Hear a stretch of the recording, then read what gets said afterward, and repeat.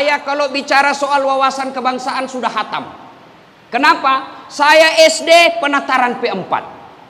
Masuk SMP penataran P4 1 minggu. Masuk lagi SMA penataran lagi P4 1 minggu. Masuk kuliah di Unhas penataran lagi P4 1 minggu. Menjadi pegawai negeri saya tidak boleh 100% sebelum ada yang disebut prajabatan yang konten-kontennya adalah tentang wawasan kebangsaan.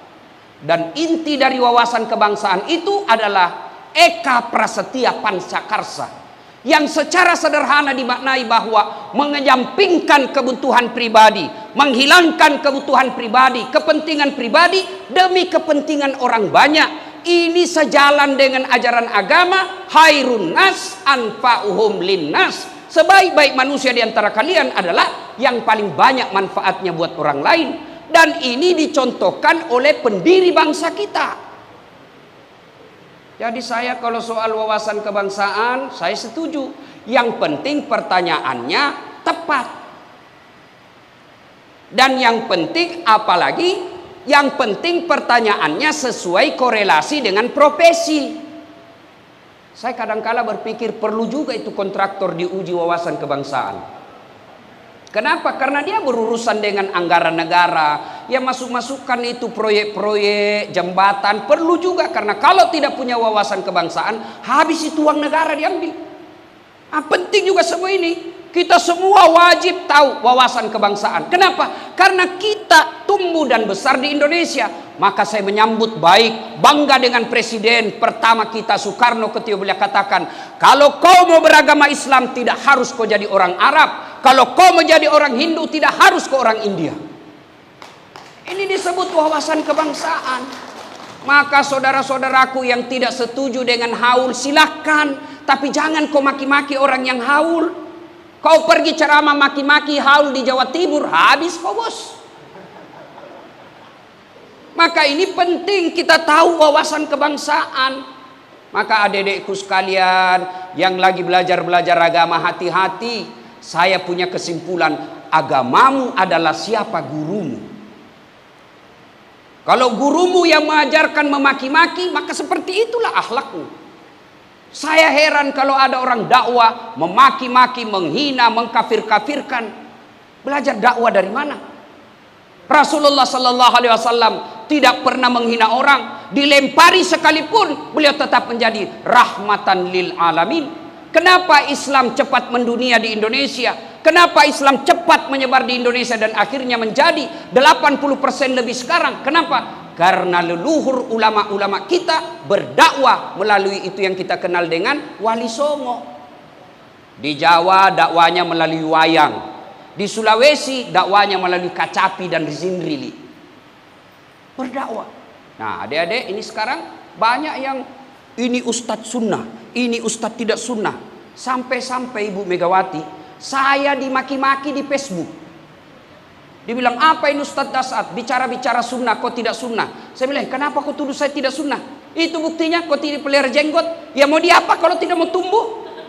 Gara-gara jenggot dia maki-maki saya. Demi Allah saya sudah kasih minyak-minyak. Itu minyak penumbuh jenggot, marah istri saya. Dia bilang, kasih kotor-kotor bantal. Yang wajib kita ikuti adalah Muhammad Rasulullah. Waktu wajib kita ikuti. Tapi Muhammad bin Abdullah itu tidak wajib kita ikuti. Tapi kalau mau diikuti tidaklah mengapa. Tapi jangan menganggap orang yang tidak berpakaian seperti Arab bukanlah orang-orang yang sunnah. Boleh kita berbeda pendapat, ya. Saya ingat waktu kecil dulu, Ibu Puan, waktu saya kecil, kalau saya sholat subuh, ada di samping saya tidak kunut, Allahu Akbar. Sholat subuh, tiba-tiba kunut, ini samping saya tidak kunut, tidak ribut kita, paling dalam hati, oh Muhammadiyah. Itu aja. Ada taksiyah, tidak ada makan kue malam-malam, kita tidak ribut. Oh Muhammadiyah. Sekarang Pak maki-maki. Padahal sama agamanya, sama nabinya, sama rukun Islamnya, sama kiblatnya, saling memaki gara-gara apa? Beda mazhab. Saudaraku yang menyaksikan acara ini, apalagi yang baru beragama, mulai belajar agama. Biarkan belajar agamanya di medsos, melalui capture, melalui guntingan-guntingan potongan hadis, melalui guntingan-guntingan ayat. Ingat, belajar ayat, belajar Al-Quran. Ada beberapa ilmu yang tidak boleh dipisah. Asbabun nusulnya, bahasa Arabnya, sejarah hukum Islamnya, harus kita tahu semua itu. Contoh paling sederhana. Ibu-ibu pernah dengar enggak ayat la ikraha fiddin? Bapak-bapak pernah dengar itu ayat? La ikraha fiddin, tidak ada paksaan dalam beragama. Kalau tidak disertakan dengan tafsir, salah kita memaknainya. Woi, kenapa kau judi? La ikraha fiddin, tidak paksaan dalam agama. Kenapa kau mabuk? La ikraha fiddin, tidak ada paksaan dalam agama. Kenapa kau tidak sholat? La ikraha fiddin. Ini salah menempatkan ayat. Kenapa? Karena dia tidak tahu dan pelajari asbabun nusulnya. Hadis harus juga dipelajari asbabul wurudnya. Sejarahnya Nabi mengucapkan. Contoh, ada hadis yang mengatakan kuburan jangan kau tinggikan. Tapi kalau dibaca saja, apa sih kalau sekarang istilahnya itu, narasinya, redaksinya itu hadis, tidak boleh putus sampai di situ, tapi harus kita lihat juga syarahnya. Apa itu syarahnya? Tafsirnya para ahli hadis. Jangan kau tinggikan makam atau kuburan. Kalau bapak belajar sampai di situ, maka bapak akan melihat kuburan-kuburan ini salah, ini salah, ini salah. Padahal ada syarahannya, ada penjelasannya menurut ulama. Boleh ditinggikan 4, 1. Siapa? Para nabi dan rasul. Maka jangan heran makamnya Rasulullah tinggi. Yang kedua, yang boleh ditinggikan para alim ulama. Maka bapak pergi lihat imam-imam mazhab, tinggi semua makamnya. Dan memang itu ada sarahannya. Yang ketiga adalah orang yang mati syahid syariah. Artinya mereka pejuang.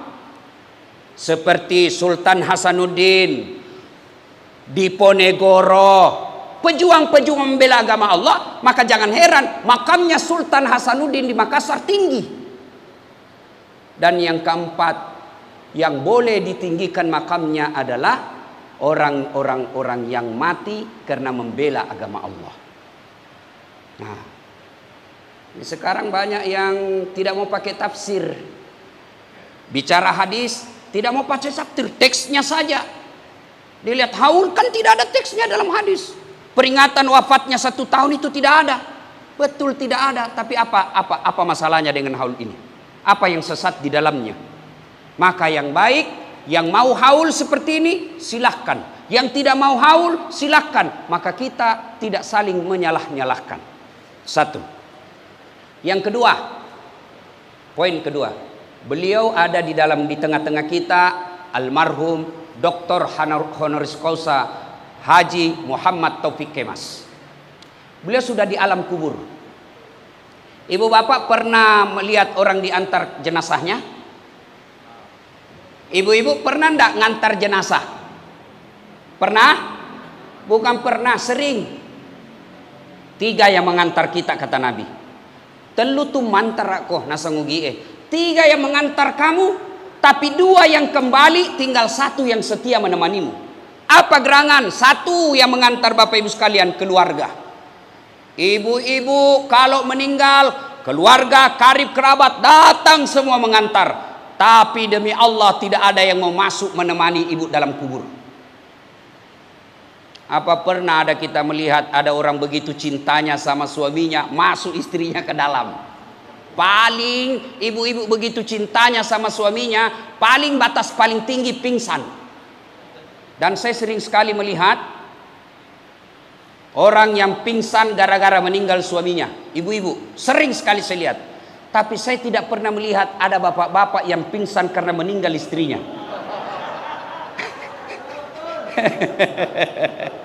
Kira-kira ada enggak? Oh, saya punya teman haji, Bu. Nangis betul waktu meninggal istrinya. Bengkak matanya, Bu. Ya, Ustadz, heran juga saya. Barusan saya dapat laki-laki hebat begini. Ustadz, saya rasanya tidak bisa lagi menyambung hidup saya, Ustadz. Teman saya haji. Ini ibu istri saya, Ustadz. Dialah yang bisa membangun seperti ini usaha saya, Ustadz. Saya dari awal tidak ada apa-apa. Sekarang ini semua prestasi istri saya. Rasanya saya hilang separuh jiwaku. Masya Allah. Belum 6 bulan saya pergi jogging Ibu di Karebosi, Makassar. Saya ketemu itu kawan saya. Di sampingnya ada perempuan putih, muda, panjang rambutnya. Sampingnya jalan. Saya tanya, Pak, siapa itu Pak Haji? Dia bilang, yang baru Pak Ustadz. Sudahlah, kalau ibu bapak meninggal, demi Allah, tidak ada satupun keluarga yang mau masuk menemani kita. Meskipun waktu ini nih cewek-cewek nih yang lagi jatuh cinta. Kalaupun dia gombal kamu cowokmu, gunung kan kudaki, lautan ku seberangi, masjid ku lewati. Kan ada bunda gombal begitu. Begitu meninggal, jangan pikir mau ikut temani kita. Yang kedua menemani kita, harta. Keluar semua mobil mengantar kita. Tapi demi Allah begitu masuk ke alam kubur, apa ada harta yang mengikuti kita? Ada yang mengikuti? Ada. Apa?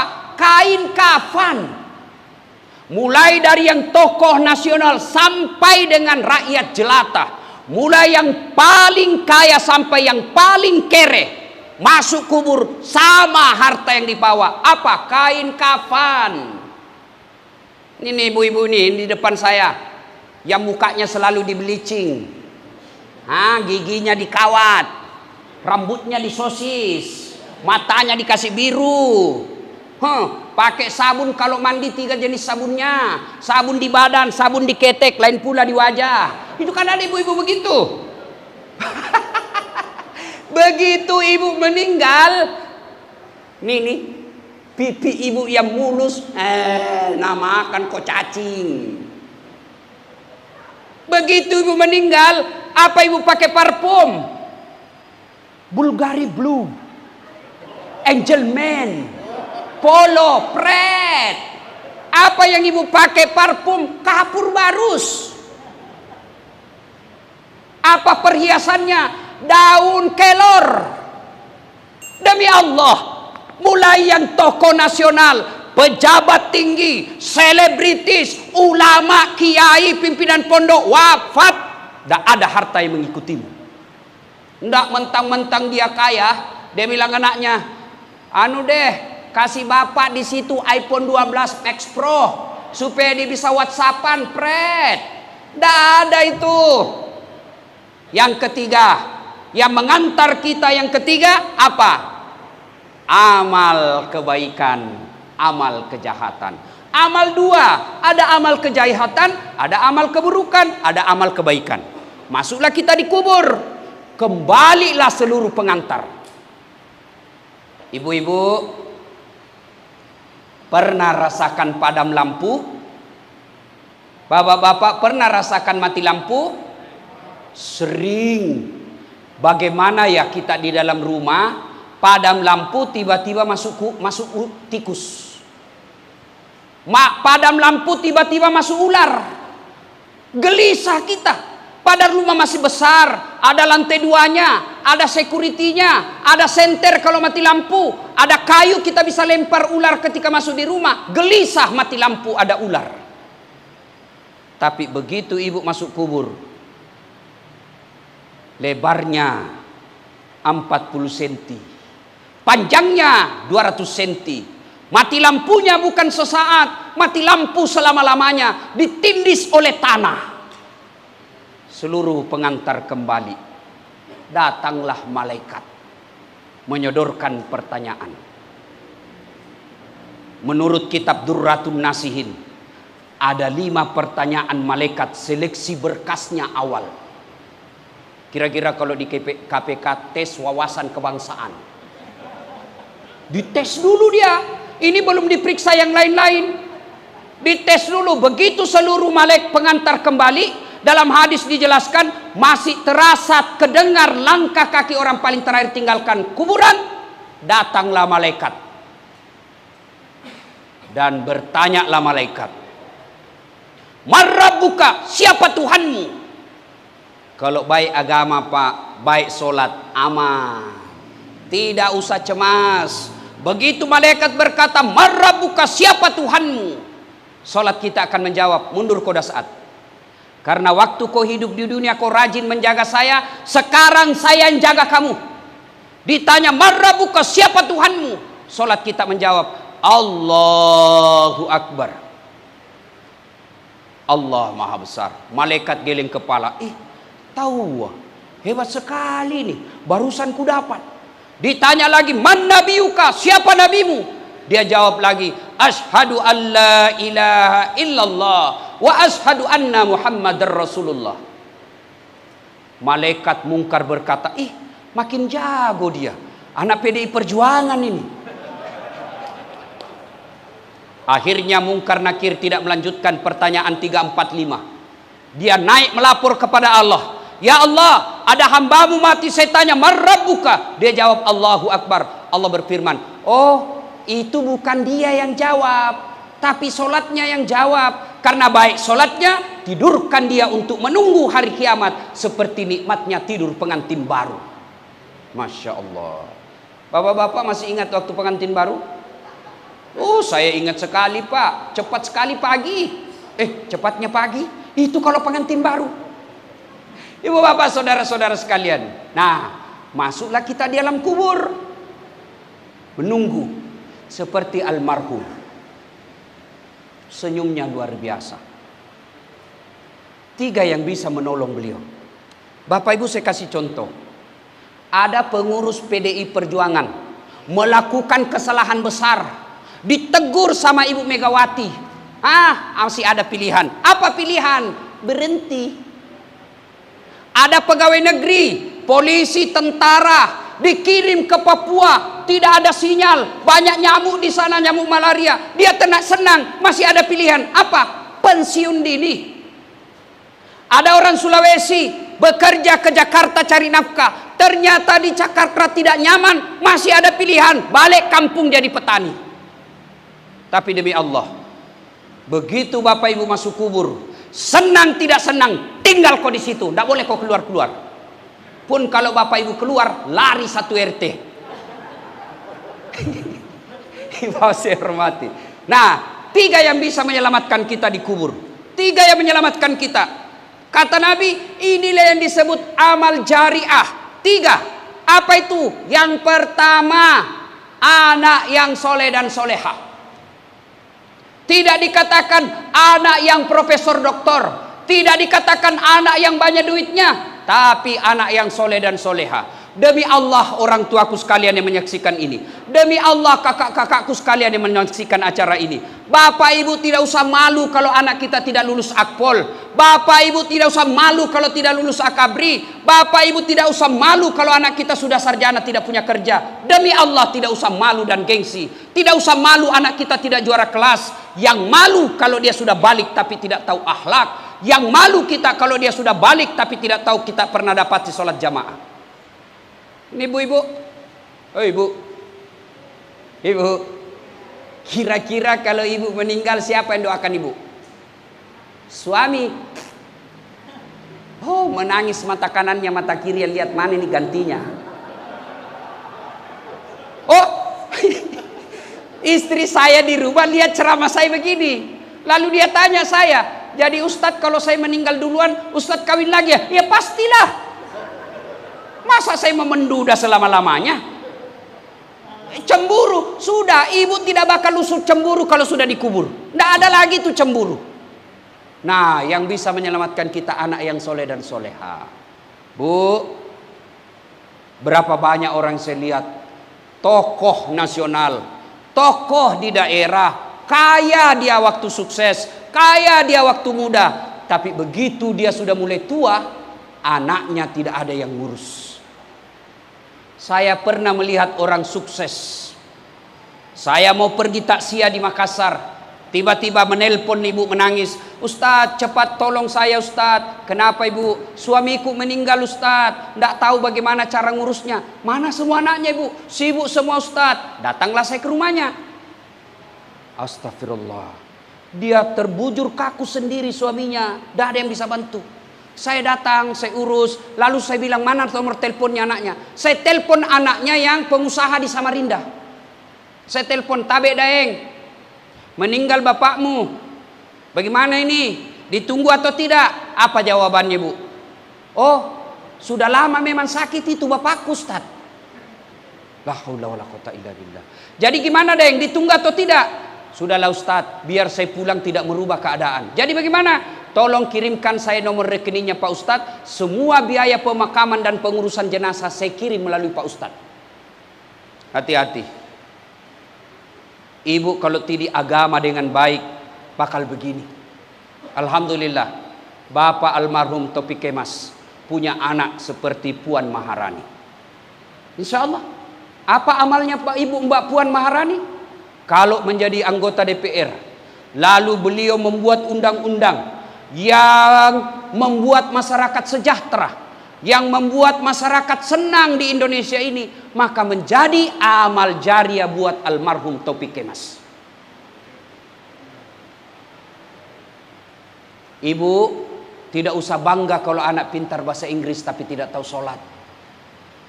Kan ada ibu-ibu bisa begini, Ustadz hebat sekali tuh tetanggaku. Kenapa hebat? Wih, masih kecil itu Ustadz, pintar sekali bahasa Inggris. Apa hebatnya? Iya kau Ustadz, apa hebatnya begitu? Banyak yang bisa bahasa Inggris. Masa banyak sih Ustadz? Iya, coba ibu ke Inggris. Itu anak-anak di Inggris Pak, baru belajar bicara sudah bahasa Inggris. Apa hebatnya? Kalau anak kita pintar bahasa Inggris, memangnya dia nanti kalau ibu meninggal dia berdoa pakai bahasa Inggris? Oh my God, please help me my mother pray. Nggak, dia pakai bahasa Indonesia juga. Maka ibu bapak saudara-saudara sekalian, gelisah kalau anak kita tidak baik agamanya, tidak usah malu kalau anak kita pengangguran. Yang kedua, yang bisa menolong kita dalam kubur adalah sedekatun jariah. Sedekah. Makanya almarhum keluarga besar Topik Kemas, ada yang saya lupa tadi, anak beliau, ya, cucu beliau, kemanakan beliau, saudara-saudara beliau, mendoakan beliau hanya 4 kita minta, minimal 4. Ya Allah, ampuni dosa orang tuaku. Tuh. Yang kedua, terima amal ibadahnya. Adakah amal tidak diterima? Ada amal yang bukan lillahi ta'ala. Yang mana itu Ustaz? Bagi-bagi kaos ketika pilcaleg, bagi-bagi jilbab. Karena mau dicoblos. Nanti di akhirat, ya Allah mana jilbabku 50.000. Allah berfirman, kan dulu mau kau dicoblos dan kau sudah anggota DPR, ya sudah tidak ada itu. Kalau dia ketawa, saya serius ini Pak. Kalau ada seperti itu, sengaja saya sampaikan ini Pak, karena di sini PDI Perjuangan toh orang partai, tidak apa-apa. Yang penting ibu setelah itu istighfar, bertobat. Maka anaknya mendoakan, ya Allah kalau ada amalnya orang tuaku bukan lillahi ta'ala, terima amal ibadahnya.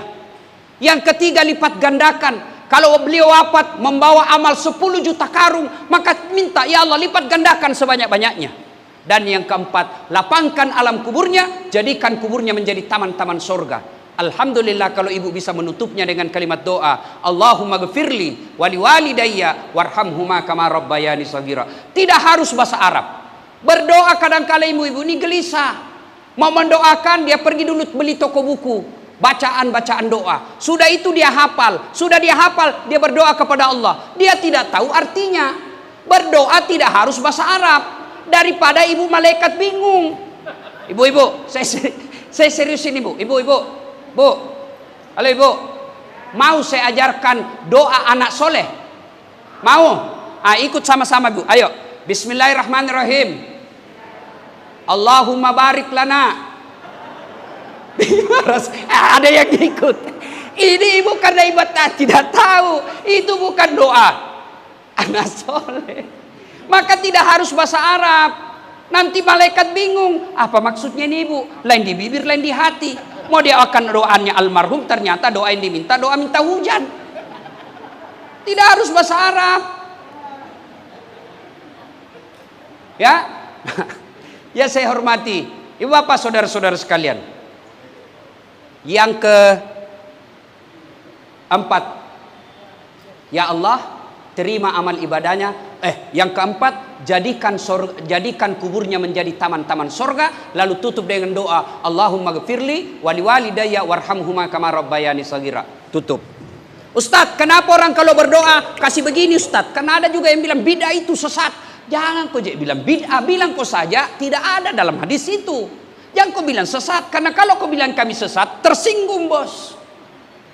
Doa bersama sesat, jabat tangan selesai sholat sesat. Jangan bilang saja saya tidak lakukan itu. Kau silakan lakukan kalau kau mau. Kenapa orang selesai doa begini Ustadz? Amin ya rabbal alamin. Kenapa? Karena nyambung. Rasanya husu. Masa kita katakan amin ya rabbal alamin? Ya kan tidak nyambung. Nah ibu bapak saudara-saudara sekalian, sudah. Yang bisa menyelamatkan ibu adalah sedekatun jariah. Mobil mewah, rumah megah, tabungan miliaran, ahli waris yang punya. Tapi almarhum yang menyumbangkan madrasah, yang menyumbangkan masjid, saya tahu beliau sangat dermawan. Tadi Pak Sab beliau cerita, karena saya diundang sama Pak Sab, ya melalui Ibu Puan Maharani. Saya betul kata Ibu Puan tadi bahwa jadwal saya memang akhir-akhir ini padat merayap. Tapi kan ada namanya skala prioritas dong. Kenapa PDI Perjuangan? Ada Ibu Megawati bos, kapan lagi? Saya Ibu Mega sebagai informasi, Ibu Mega tentu tidak kenal saya. Tapi beliau ibu waktu datang ke Sulawesi Selatan, saya waktu itu masih mahasiswa, saya jemput ibu di bandara, saya temani ibu, cuma waktu itu saya bersama Akbar Hendra dan sebagainya. Nah mengantar Ibu Megawati waktu itu belum lagi menjadi siapa-siapa di Indonesia. Saya temani beliau ke rumahnya almarhum Andi Poci di Jalan Todopuli. Sempat ibu tanda tangan buku saya, karena saya ini pengagum Soekarno. Saya tidak sempat ketemu Soekarno. Saya tidak sempat mendengar pidatonya Soekarno secara lisan, maka saya berkhidmat kepada anak turunannya. Maka saya datang hari ini sebagai penghormatan saya kepada Bapak Insinyur Soekarno. Karena saya bisa hidup di Indonesia, perjuangannya Insinyur Soekarno. Maka mari mengisi Republik Indonesia dengan kemampuan kita masing-masing. Anggota DPR, yuk bantu negara kita dengan jadi anggota dewan yang tidak tidur ketika sidang. Yang kontraktor, silakan bangun negeri ini, cari untung tapi jangan mengambil terlalu banyak. Pernah dengar Ibu Puan cerita kontraktor di akhirat? Oh ini ada ceritanya. Penghuni surga sama penghuni neraka saling SMS-an. Dia bilang penghuni neraka, Mas bro, bagaimana kabarmu di surga? Masya Allah, enak sekali di sini, nyaman. Baru dibayangkan sudah datang apa yang kita mau. Kata penghuni surga, kamu bagaimana keadaanmu di neraka? Hancur bos, tidak ada enaknya, di blender terus. Dia bilang penghuni neraka, bolehkah kami jalan-jalan ke surga, menikmati surga? Dia bilang boleh saja, sini mako. Bagaimana caranya? Gampang, kan penghuni neraka kreatif pak. Bagaimana caranya? Penghuni neraka katakan, kami bikin jembatan dari neraka, kamu bikin jembatan dari surga, kita ketemu di tengah. Setuju? Setuju. Lelang proyek. Keluar pemenang tender. Waktu pekerjaan 3 hari. Proyek jembatan ini. Hari pertama, jembatan dari neraka sudah bergerak 50%. Hari kedua, selesai 70%. Hari ketiga, tuntas, efektif, dan efisien. Sementara jembatan dari surga belum mulai-mulai. Diintiplah dari neraka. Berteriak penghuni neraka, "Oi Mas Bro, kenapa proyekmu belum jalan? Kami sudah sampai di tengah sesuai perjanjian." Apa kata dari surga? Bagaimana mau dimulai proyek? Kontraktor, pemborong, panitia, pengawas ada semua di situ. Ibu bapak saudara-saudara sekalian. Nah, bersedekahlah. Ibu keluarga almarhum boleh bersedekah atas nama almarhum. Ketika ibu bapak wafat, tidak ada lagi. Ini ibu-ibu nih yang pakai cincin berlian emas depan saya. Kalau ibu wafat, siapa yang pakai cincinnya, Bu? Siapa? Anak? Bukan, istri kedua. Makanya daripada dipakai sama saingannya ibu kelak ketika dikubur, baik sedekah memang deh, sedekah. Dan demi Allah, tidak ada orang bangkrut gara-gara sedekah. Tunjukkan saya di sini yang bangkrut gara-gara sedekah. Bahkan saya sangat yakin 1000% almarhum bisa sukses menjadi tokoh nasional bukan karena beliau pelit, tapi karena beliau dermawan. Mana ada orang suka orang pelit? Mana ada orang suka orang pelit? Apalagi anggota DPR pelit. Aduh, berat men. Mana ada orang suka orang pelit? Saya tanya ini ibu-ibu yang hadir, senang suami yang pelit atau dermawan? Senang tetangga yang pelit atau dermawan? Senang yang menantu yang pelit atau dermawan? Tidak ada orang suka orang pelit. Bahkan orang pelit sekalipun tidak senang sama orang pelit. Dan aku ke rumahnya pelit, padahal dia juga pelit. Begitu jeleknya itu pelit. Tapi saudaraku, mari, kalau Bapak mau nyaman di alam kubur, sedekah lebih awal. Ustadz, saya mau kuburku nanti terang, bayarkan listriknya masjid tiap bulan.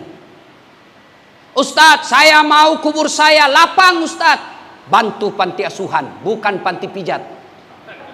Ada juga teman saya selalu tiap bulan ke panti pijat. Saya tanya, kenapa ku panti pijat? Harusnya panti asuhan. Dia bilang, sama-sama panti Ustadz. Sama panti tapi beda cita rasanya bos.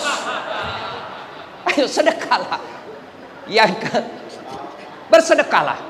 Dan yang ketiga, yang bisa menolong kita ketika di dalam kubur adalah ilmu yang bermanfaat.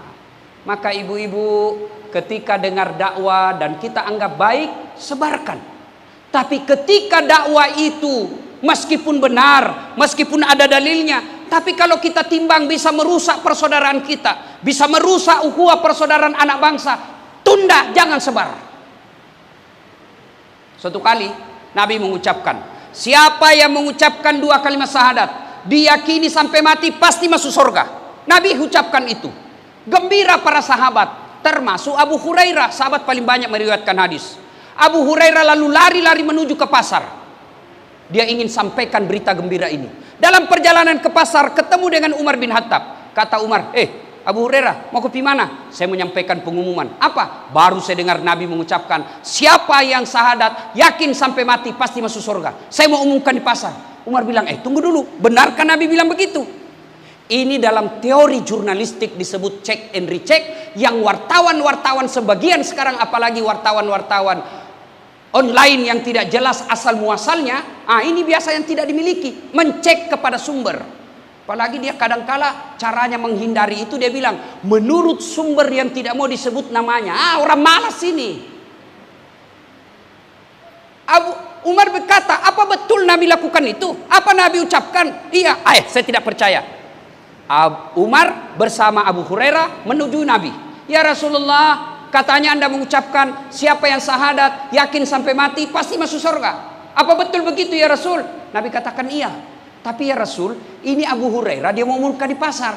Kenapa Umar? Sebaiknya jangan ya Rasul. Kenapa? Nanti salah paham umat. Biar judi yang penting syahadat masuk surga. Biar mabuk yang penting syahadat masuk surga. Salah paham rakyat awam kita, orang awam. Jadi kalau begitu jangan disampaikan di pasar. Lalu Nabi menyetujui, betul. Seperti ini jangan kau sampaikan di pasar karena bisa mengancam dan masyarakat kita, umat kita salah paham. Dari sinilah kemudian terkenal ungkapan likulli makam makal wa likulli makal makam. Setiap tempat ada ucapan yang cocok untuk tempat itu, dan setiap ucapan ada yang cocok tempat untuk ucapan itu. Ini yang kadang-kala kita tidak miliki. Ngomong ngoceh-ngoceh saja, padahal kita tidak tahu di mana kita ngomong. Ibu bapak saudara-saudara sekalian, pada akhirnya kullu nafsin sa'iqatil maut. Semua yang hidup pasti akan mati. Al-mautu babun. Mati adalah pintu yang setiap kita pasti melewatinya. Allah Subhanahu wa taala bertanya, "Apa man kana mu'minan kaman kana fasikan?" Apakah sama orang beriman dengan pencitraan berimannya? Apakah sama orang-orang yang beriman dengan fasik pura-pura beriman? Kata Allah, la yasta'un. Tidak sama. Ammal ladzina amanu wa amilus solihati falahum jannatul ma'wa. Bagi mereka yang beriman, beramal soleh, saya kembalikan mereka ke sorga. Sorganya dunia, sorganya akhirat. Wa ammal ladzina fataku fama'wahumun nar. Bagi mereka yang pembangkang, tidak mau sholat, pezina, pemabuk, pejudi, maksiat, mati mendadak, kami kembalikan mereka ke dalam neraka. Nerakanya dunia, nerakanya akhirat. Tujuan kita takziah di sini adalah untuk menunjukkan duka cita kita mendalam 8 tahun wafatnya Dr. Honoris Causa Bapak Haji Muhammad Taufik Kemas. Yang kedua, sebagai peringatan buat kita yang hidup bahwa kita pasti mati. Mau kemana? Pasti mati. Anggaplah ditambah 50 tahun, pasti mati.